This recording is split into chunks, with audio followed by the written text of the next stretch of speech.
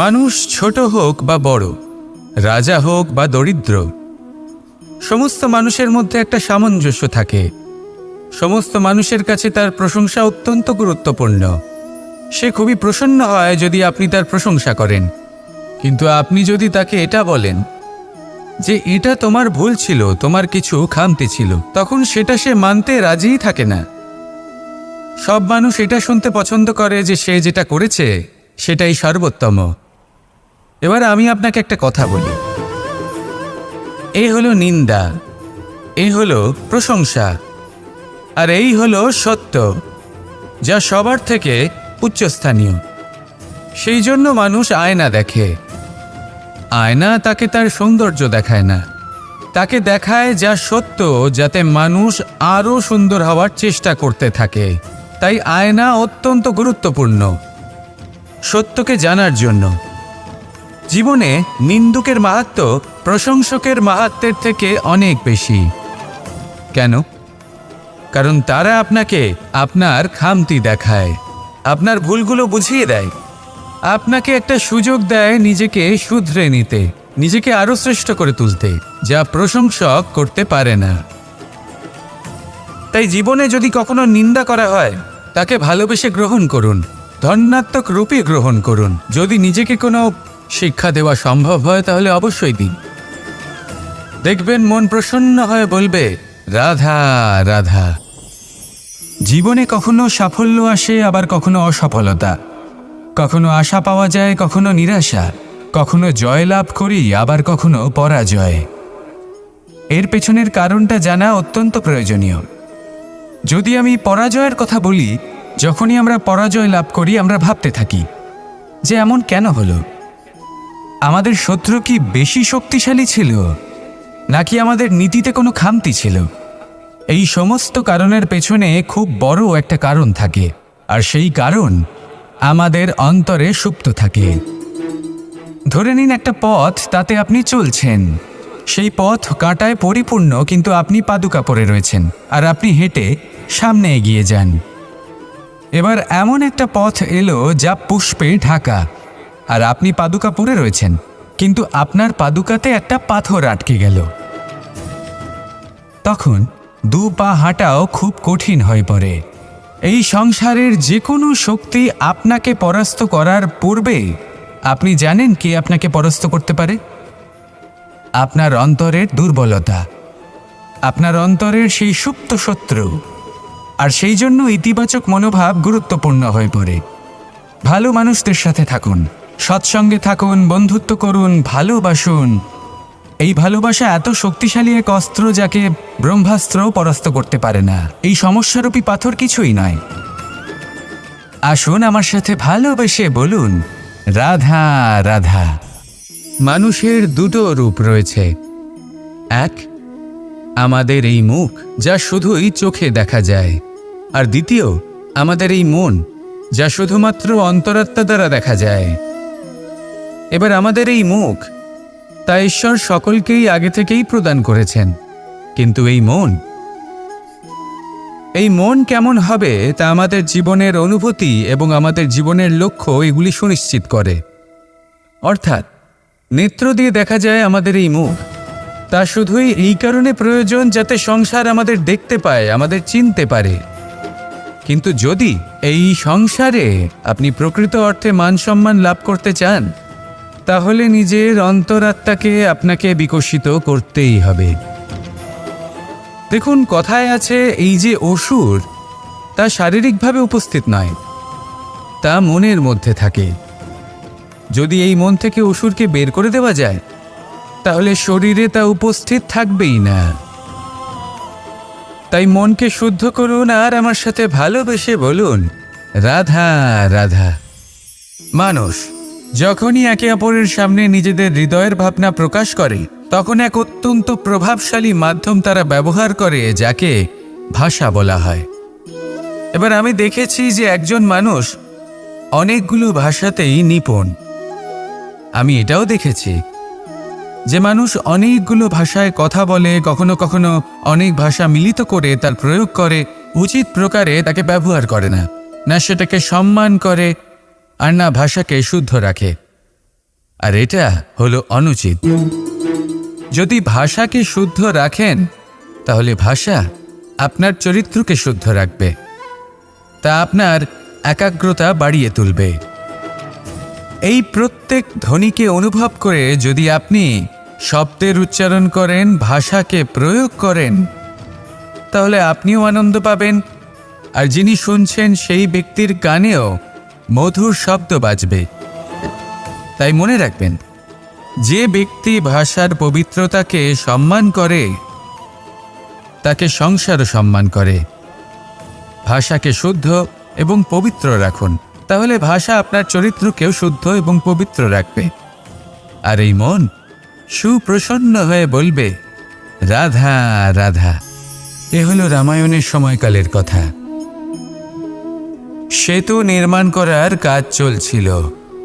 সমস্ত বানর সেনা এই কাজে নিযুক্ত হয়েছিলেন। বড় বড় পাথর তুলে নিয়ে এই বানর সেনা সমুদ্রে ফেলছিলেন। এই কাজ চলছিল।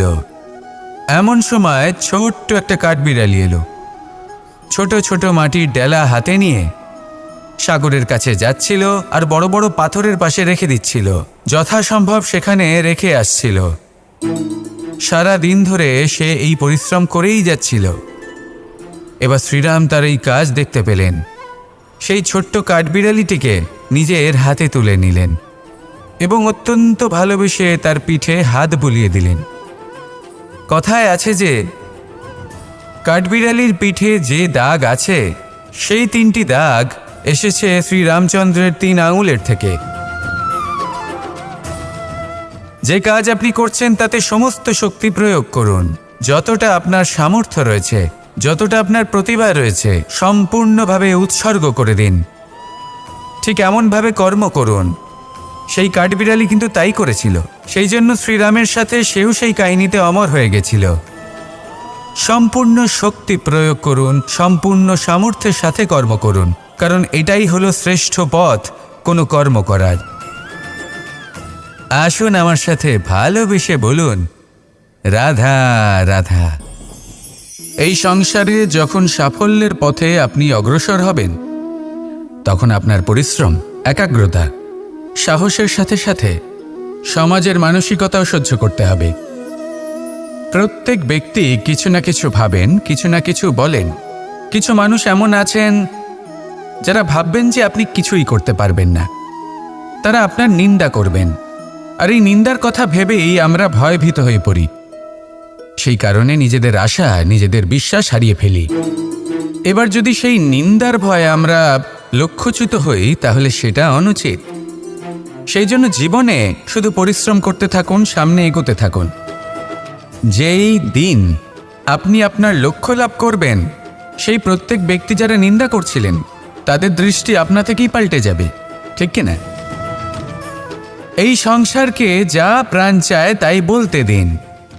যদি আপনি কারোর কথা শুনতে চান, তাহলে নিজের অন্তরের কথা শুনুন। সেটাই আপনাকে উচিত পথে নিয়ে যাবে। সামনে অগ্রসর হতে থাকুন, পরিশ্রম করুন।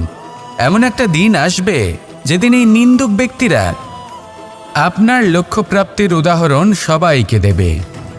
আসুন আমার সাথে ভালোবেসে বলুন, রাধা রাধা।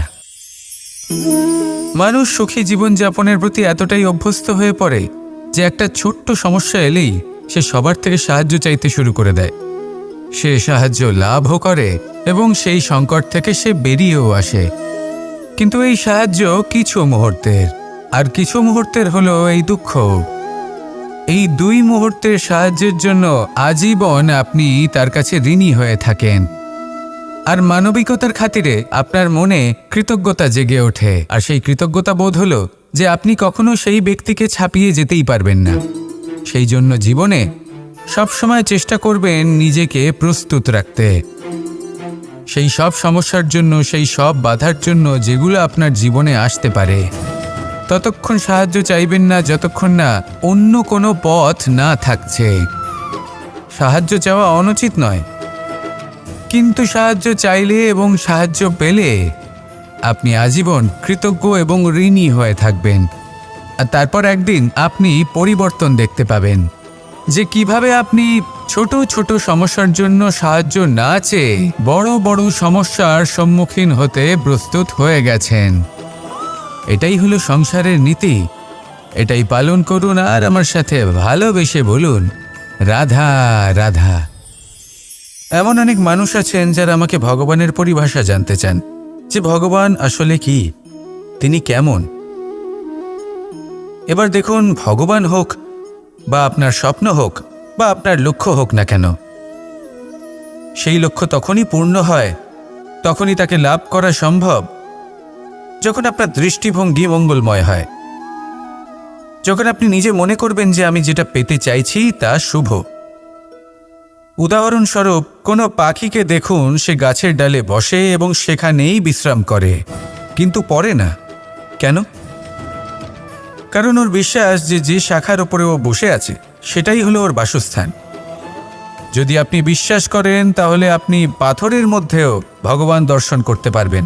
আর যদি বিশ্বাস না থাকে, তাহলে যদি ভগবান সামনে দাঁড়িয়েও থাকে তবেও আপনার বিশ্বাস হবে না। তাই বিশ্বাস করতে শিখুন।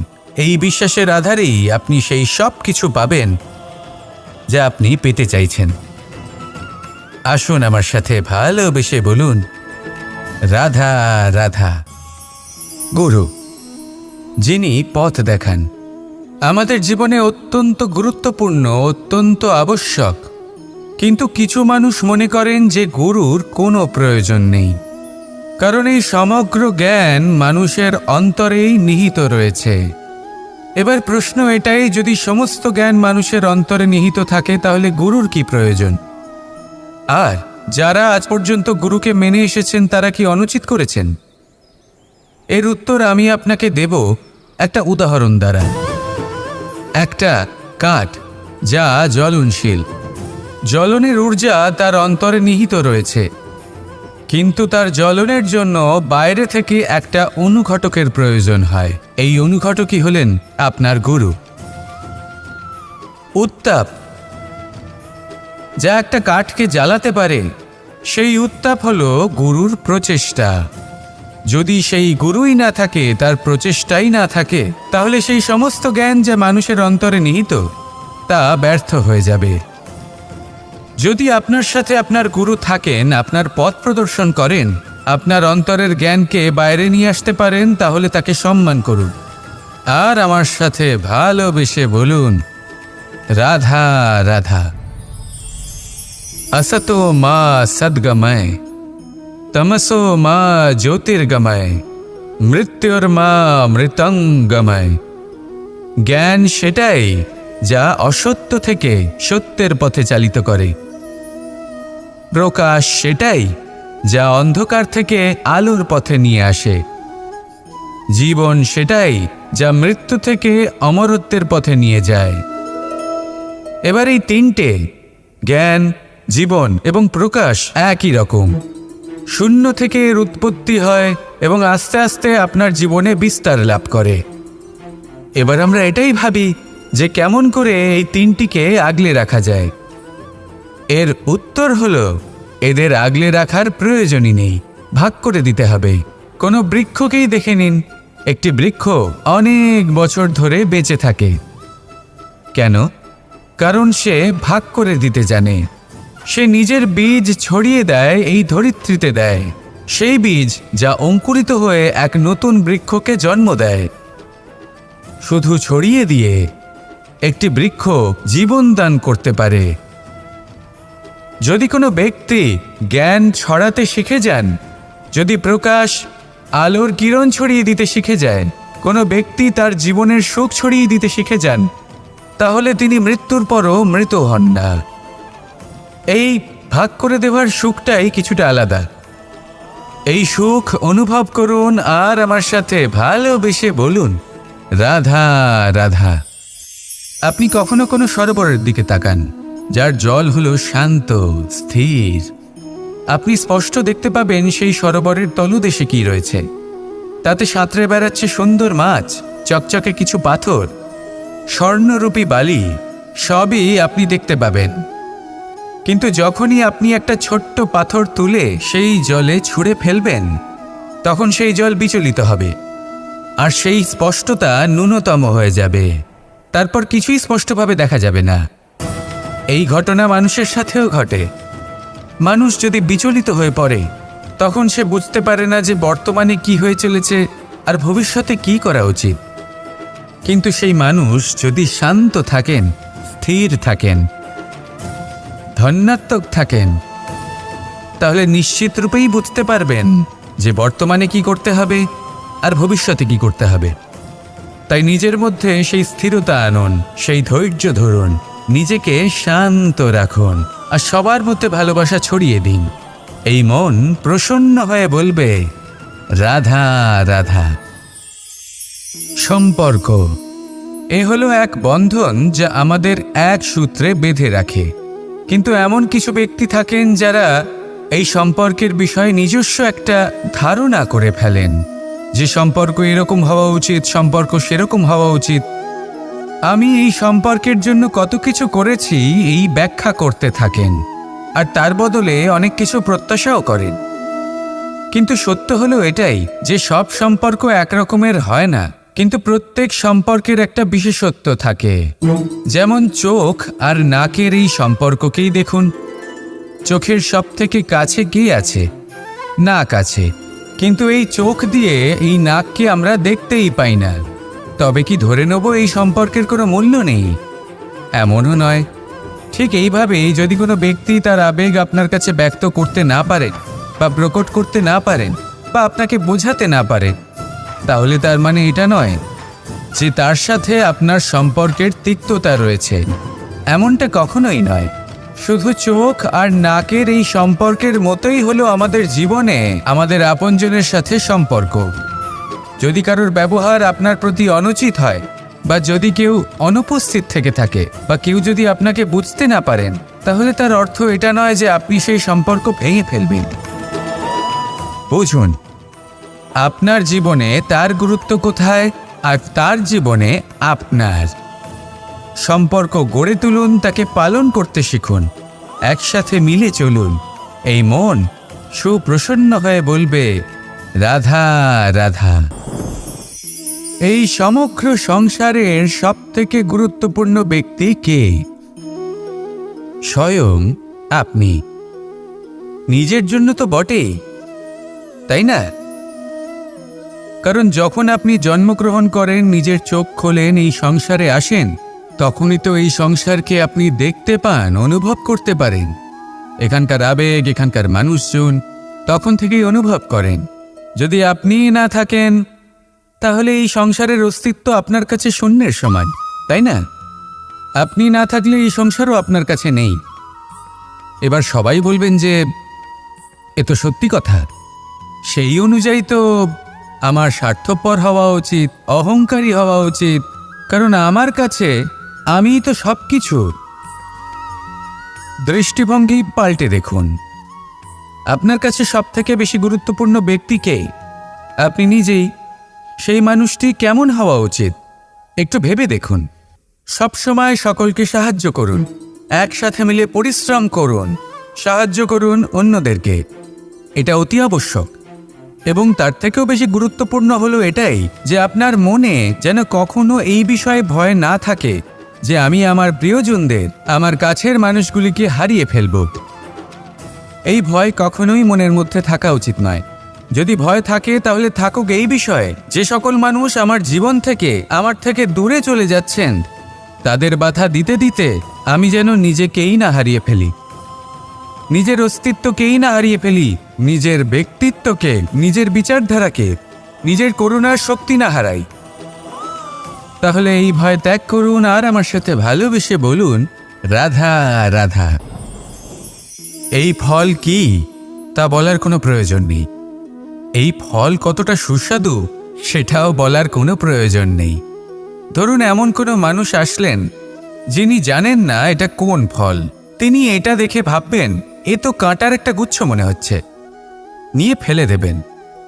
সেখানে দ্বিতীয় কোনো ব্যক্তি যিনি বুঝদার, তিনি দেখবেন, ভাববেন যে প্রকৃতি এর গায়ে এত কাঁটা কেন দিয়েছে? অবশ্যই সুরক্ষার জন্য দিয়েছে, অর্থাৎ ভিতরে অবশ্যই অমূল্য কিছু রয়েছে। সেই ধরনের ব্যক্তি এই ফলের অন্তরে প্রবেশ করেন এবং এই ফলের আনন্দ উপভোগ করেন। এরকমই কিছুটা আমাদের সংসারেও আমরা দেখতে পাই। প্রত্যেক দিন আমরা নতুন নতুন মানুষের সাথে পরিচিত হই। এমন কিছু ব্যক্তি থাকেন যাদের সাথে প্রথম আলাপের পর আমাদের এটা মনে হয় যে এই ব্যক্তিকে দেখে একটু রাগী ব্যক্তি মনে হচ্ছে, বড়ই অহংকারী বোধ হচ্ছে, উদ্ধত মনে হচ্ছে। বেশিরভাগ মানুষ প্রথম আলাপের পরে তাদের সাথে দূরত্ব বজায় রাখবেন, কিন্তু যিনি বুঝদার ব্যক্তি তিনি ভাববেন যে এই ব্যক্তি এমন কেন করছেন। হয়তো সুরক্ষার খাতিরে এই ব্যক্তি নিজেকে এরকম করে তুলেছেন যাতে অন্য কোনো ব্যক্তি এসে ওনার সময় নষ্ট না করেন, ওনার আবেগের সাথে ছলনা না করেন, খেলা না করেন।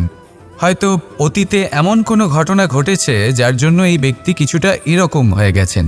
এমনই একজন ব্যক্তি সেই ব্যক্তির মনের গভীর পর্যন্ত পৌঁছতে পারেন আর সেখান থেকে শুভ গুণগুলিকে বাইরে বের করে আনতে পারেন।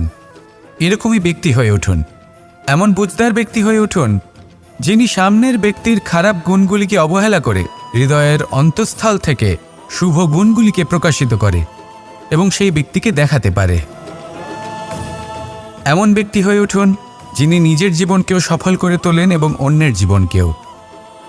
আসুন আমার সাথে ভালোবেসে বলুন, রাধা রাধা। আমি জীবনে অনেক ভালো মানুষের সংস্পর্শে এসেছি। এমন ব্যক্তি যিনি আজীবন জ্ঞান লাভ করে থাকেন, পড়তেই থাকেন, পড়তেই থাকেন, জ্ঞান অর্জন করতেই থাকেন, অত্যাধিক জ্ঞান অর্জন করতে থাকেন। কিন্তু এইটুকুই কি যথেষ্ট?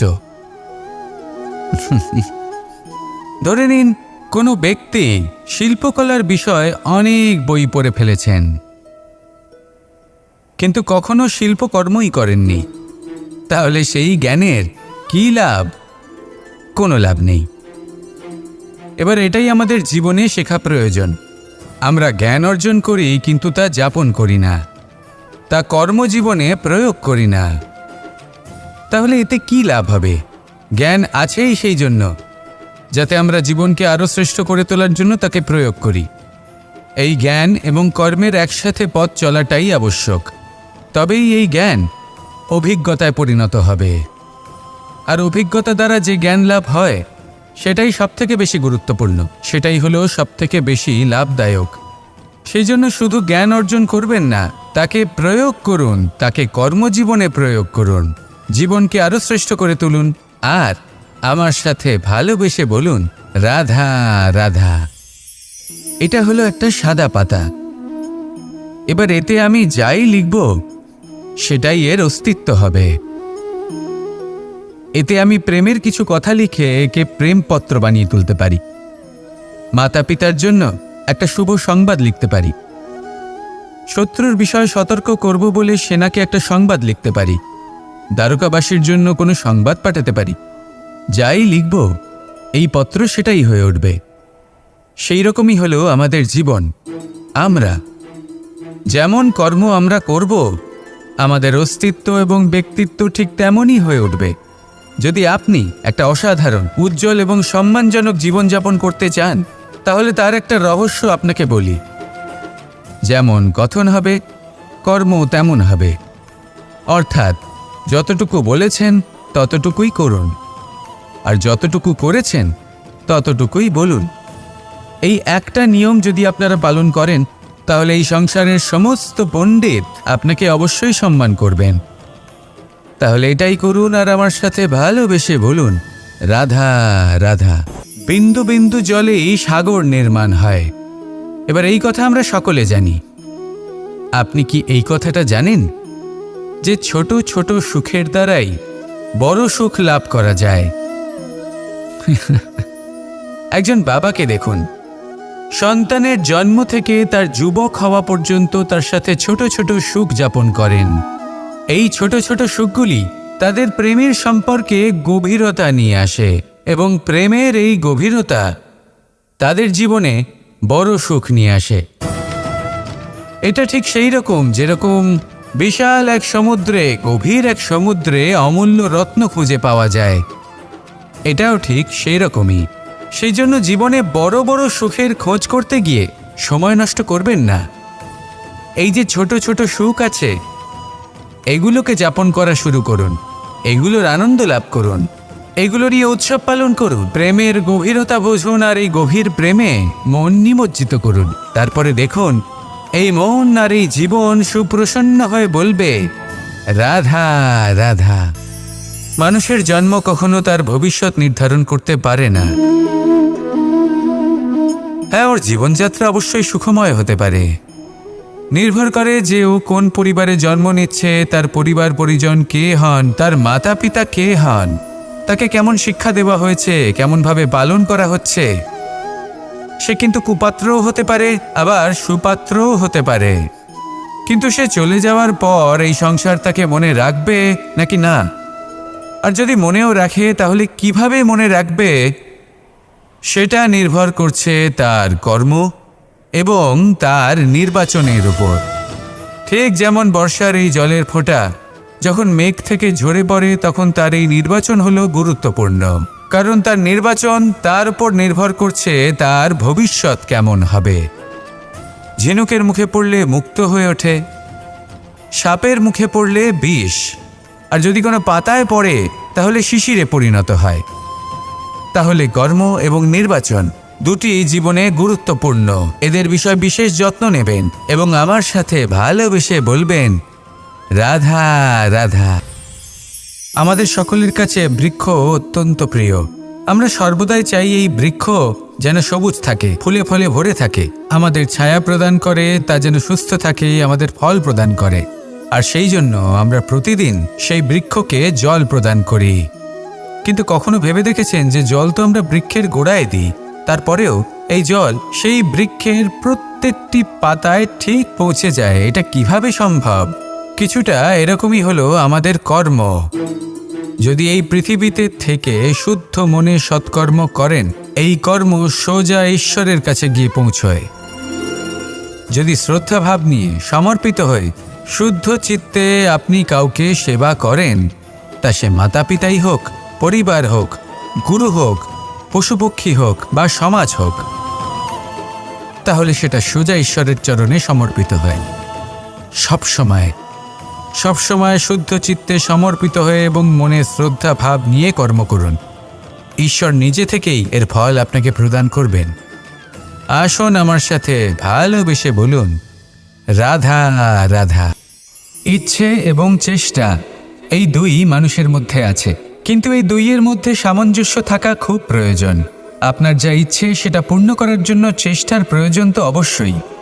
আপনি যে স্বপ্ন দেখেন সেটা পূর্ণ করার জন্য নিদ্রা ত্যাগ করে চেষ্টা করা অত্যন্ত প্রয়োজনীয়, নয়তো এই স্বপ্ন কখনোই পূর্ণ হবে না।